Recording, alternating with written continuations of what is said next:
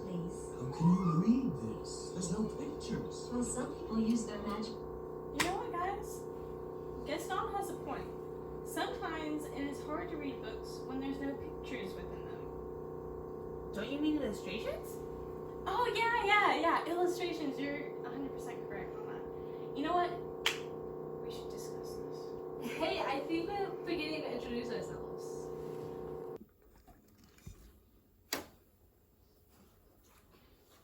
Welcome back. To the Three Musketeers. Musketeers! This segment is going to be on the importance of illustration. My name is Andrea, My name's Tisa. I'm Alexis. and as you guys remember, we were discussing about illustrations and the points of illustrations, weren't we, Alexis? Yeah, and why they are so important for not just children, but everybody. You know, us as teachers, we have learned a lot. Do you guys remember about that English course that we took during college years? Oh man, do I ever remember that course. It was really inspiring and informational. And we also had that textbook that wasn't thick, but it was long, and it barely fit in my backpack. But it was so full of details that helped us today.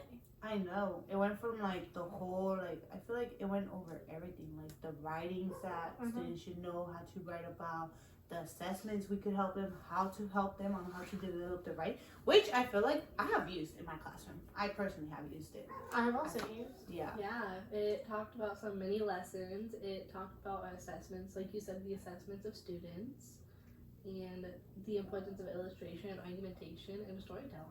And don't forget, it also helped us make our mix. You guys remember those? Oh, how can we forget? The amount of hours I spent on that? Oh my god. The amount of drawing I did? The amount of creativity I had to think about. The amount of imagination that went into it. Yeah, for real. I wish I could show you guys one because I was really. Actually, wait, I might have it in my library. Keep talking. Just kidding, I found it. Found them. Okay, anyway. Alright, I found two of them. So, something interesting about this one is that it's called Never Lose Your Spark, and I took that inspiration from What Do You Do With an Idea, which is very important in illustration. And I also have Dear Jade Love Glasses, which is a illustrated argumentative story that is also very fun with children. You know, that reminds me of also make number 2. That was, I think, one of my favorite makes, where it has, especially actually my first book that I created myself. That's why it's so important to me.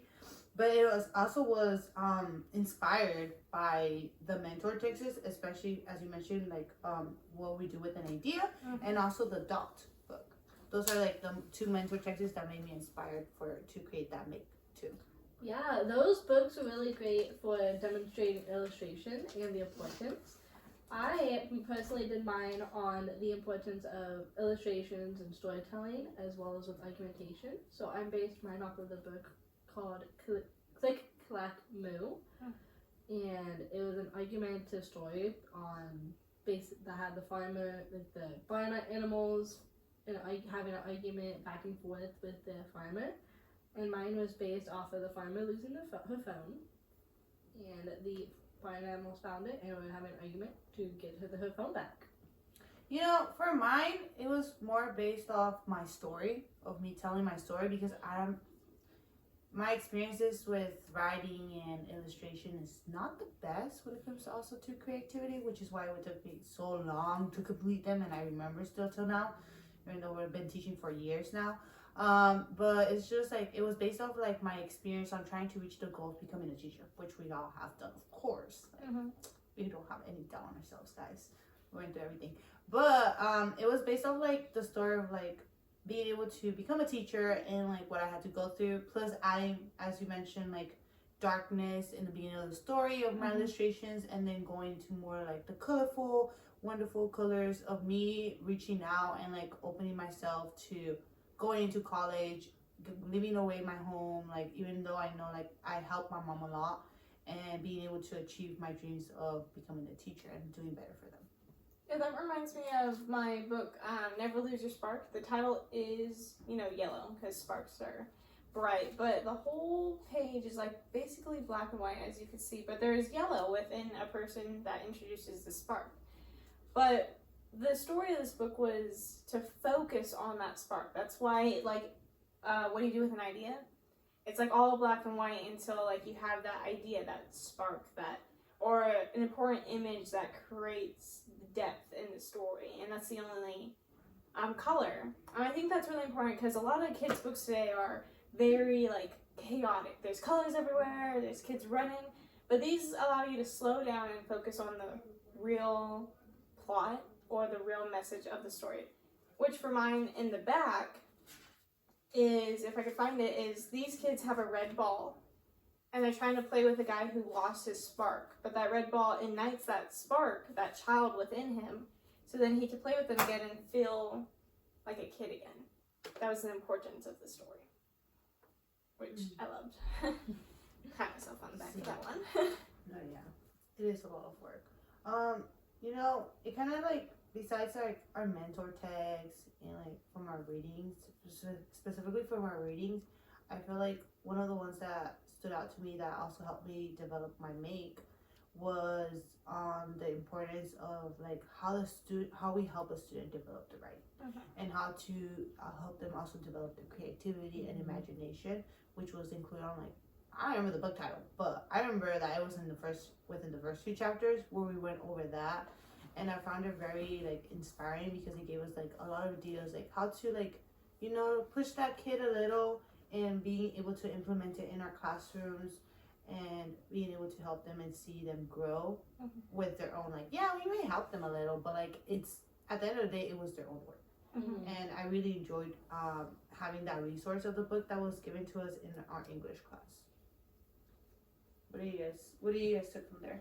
I actually remember that because there's something that I used in my classroom was like catch them in the act of art, which basically, say you give a student a prompt and you like glance over their shoulder and they're using what they learned in class or what they learned from other books and they're incorporating it into their own story through writing or illustration.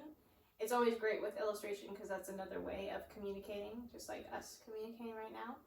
And I always encourage that, and I love it when a child gets that aha moment where it's like, I could do this with a little hint of this story and what I learned from the teacher or what my friend said that one time, and it makes a unique, beautiful story. Yeah, similar to kind of what you guys said, there is also a little section in one of the books that we read called How to Make Illustrations Work Better with a Written Text. I don't know if you guys remember that. But it kind of just talks about like the importance of illustrations in a child's writing. Like a lot of the communication is a lot of pictures rather than words, especially in the beginning parts of the writing. So you have to really learn how to understand how the images could turn into words and the illustrations of words. You know, that reminds me of like when we did our writing prompt. You know how she made us do a whole writing prompt and see and like test it out on each other? Yeah. It reminded me of like the example that she had given us, where I also implemented it into my class because at that time when she mentioned it, I thought it was very wonderful. Where like you give a book to the student and it's just illustrations and they write the story based off the illustration. And I feel like it's able to give insight and like the importance of illustrations because they're writing the story based off their creativity, but also what they're seeing, because they don't even know what the book is about. Like all they have as a hint is the illustrations. So it reminded me of that, and I enjoyed it because like I was able to see the different perspectives and like how my students were thinking when they were writing their story based off just those illustrations that were given to him. Yeah, I kind of do that in my classroom, but like reverse. So they actually have the story, but they have to make the illustrations for it. Or I get them like a prompt like, today was a sunny day, but, and then they have to finish it up. Or there's a half a picture, and it's like, this isn't a butterfly, and say it's like a wing of a butterfly.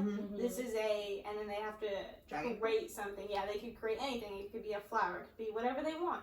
And that ignites their imagination and in-depth they go more in-depth in the story because they're having a part in it and they are contributing to it, which is awesome because a lot of children or anyone in general are visual learners. So with something visually on the paper or something visually that they're doing actively, it just strengthens that connection and they can really show themselves through that paper. Yeah, I kind of remember, like you said, our little mini lessons and lesson plan that we made back towards I think the end of that class where we made a lesson plan, and I actually incorporated that into into my class where they built their own story based off of an adventure they had, and you jump from basically one extreme to another based off of their adventures, and we kind of built on that as a class and made a little book. And they had to draw the images based off of each other's adventures. No, yeah. For mine, I feel like, well, my lesson plan, it reminded me of a combination of both, where like it also like that was the our professor's example, but for mine, I made them think of their own dream or like a dream they or like a type of like a dream or a goal, and I let them like describe how they were gonna meet that dream or goal, like a very simple little text, but also for them to also practice their illustration and like how would they meet it. So I was using illustration and writing as a way for them, not just like it wasn't really a writing prompt. Well, it is a writing prompt, but not like kind of like narrative writing, anything like that. It's more of them like being able to focus like on their goal and like their dream and seeing how like they could get there. Like I was trying to make them expand on like think ahead of themselves, think like what could happen next, and like more of like the sequences and like the transitions to get there. I feel like that was like my main focus on, plus with of course the illustrations were added into, and they decided how to explain it. They were all free to do it themselves. I think that's a good idea. It gives the kids a lot of hope. Yeah. And like they can visually see their hope, and it's like reaching a goal and reaching a star. I feel like from our English class, it has given us a lot of key takeaways that we produce today for our children. Like for one, my motto is when in doubt, draw it out. Always, always. If I notice that when a kid has so much things on their plate, so much on their mind, and it's all bouncing around, I always tell them to take a deep breath and draw out what they think they want to say. And I think that allows them to put all their ideas on the paper, and then when at the end they can explain what it is so I can understand better. And you can use this in like anything, like any subject requires visual representation. And it's an amazing idea because an English prompt, and like say you're timed, like you have 5 minutes to do this, your mind's going everywhere. Once you start drawing, those all kind of go away, and then you realize what you truly want to say. And plus you have a little fun picture in the bottom that you can incorporate in. And that's good for like math and science and really any subject. And even as an adult, you need visuals to build a Lego set. There's no way I can look at that and be like, I'm going to build the Empire State Building. I need instruction. Or a shelf, or even my coffee maker. That took me a long time, and it was so hard with no instructions, no visual instructions. So adults need as much visual instruction as children. You know, that's amazing. Back when I was like in a younger kid, and even now as an adult, I have used illustrations throughout my whole life, because as coming from a English learner household, and I'm still an English learner, I consider myself, like illustrations were really helpful for me, and I would tend to go for the books that had illustrations. And like I remember teachers saying, oh, that's not a book, that's a comic book, or like that's not enough words, like you need to focus on books that only have mostly words, not illustrations.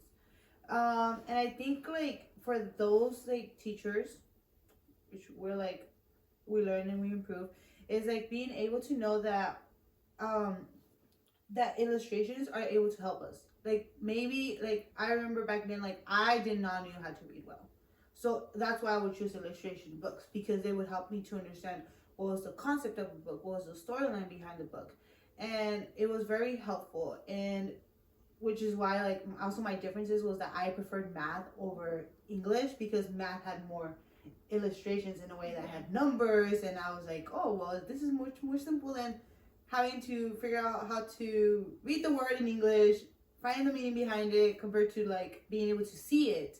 And I feel like it was a very input into seeing that. But now after like completing this, like after we finished this course, like it helped me like bring in like more illustration and even other strategies to help my students like learn by using different strategies, of course, and different visuals. Yeah, similar to like what you guys said, a key takeaway I also took was when in doubt, draw it out. And it also helped me, and this class also helped me realize that illustrations is a really important concept and something that adults use on a daily basis. Like you said, we have, like, you want adults need illustrations and the instructions on how to build something. Yeah. Like if you're putting back together, like building Legos, putting back together a vehicle, making a heater, you definitely want instructions on and illustrations to show you what part goes where. And nowadays, a lot of people are getting what they call YouTube certified, because you're seeing it be built and you're seeing it be put together. Yes. So an illustration or image is really important in writing, math, everyday usages. And that class really helped me grasp that concept. Yeah, it helped me realize how important it was. Yeah. Because, It was very important. Well, anyways, this is the end for our podcast of chapter 1 about the importance of illustration. You're looking forward to in a future, next week, of course, our weekly podcast, we'll be having chapter 2, which is based off writing and how to develop our creativity with writing. Thank you for watching. Bye. Bye. Guys, I added that at the end. I was like,